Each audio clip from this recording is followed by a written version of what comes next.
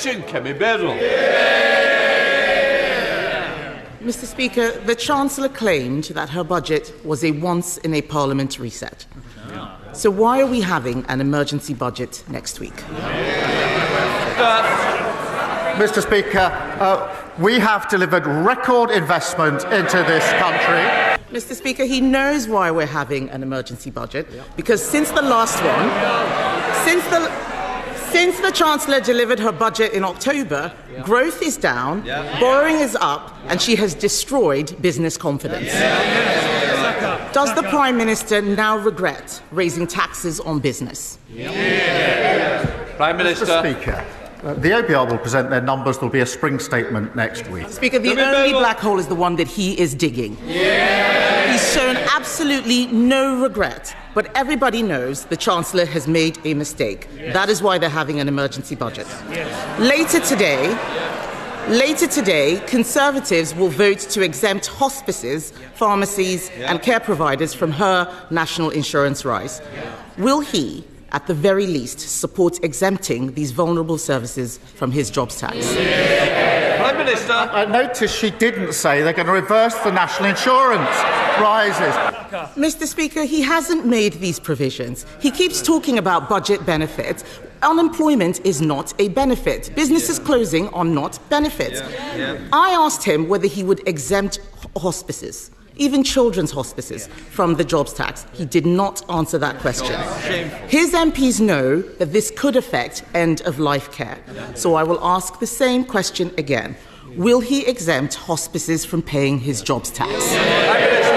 Mr. Speaker, we've already invested £100 million for adult and children's hospices, an additional £26 million in funding through the Children's Hospices grant, but we can't get away with what we were doing in that budget, the root cause, which was fixing the economy they left so badly damaged, a £22 billion black hole. Perhaps you start the next question with an apology. Mr. Speaker, I remember when he made...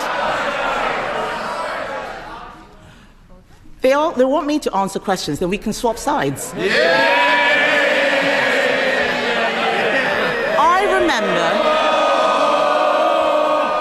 I remember when he made that announcement. He's forgotten, because the money he's referring to for hospices is for buildings. It is not for the salaries hit by the jobs tax. As St Helena Hospice in Colchester said, we cannot use this funding for salaries, which is where we need urgent help. Why is the Prime Minister not listening to hospices? Prime Minister. Mr. Speaker, I've already set out the position in relation to hospices. Mr. Speaker, winter fuel payments have been snatched. The jobs tax is hammering everyone from business to charities. The Chancellor promised a once-in-a-Parliament budget that she would not come back for more. And in that budget, she said there will be no extension of the freeze in income tax thresholds. Ahead of the emergency budget, will he repeat? Mr. Speaker, ahead of the emergency budget, will he repeat the commitment that she made?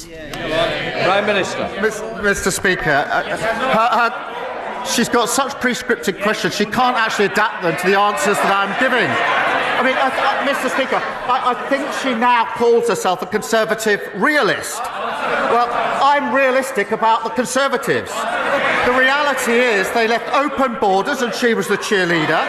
They crashed the economy, mortgages went through the roof, the NHS was left on its knees, and they hollowed out the armed forces. This government has already delivered 2 million extra NHS appointments, 750 breakfast clubs, record returns of people who shouldn't be here, and a fully funded increase in our defence spending. That is the difference that a Labour government makes. Click here for Clive Lewis displays disgust at Liz Kendall's disability cuts.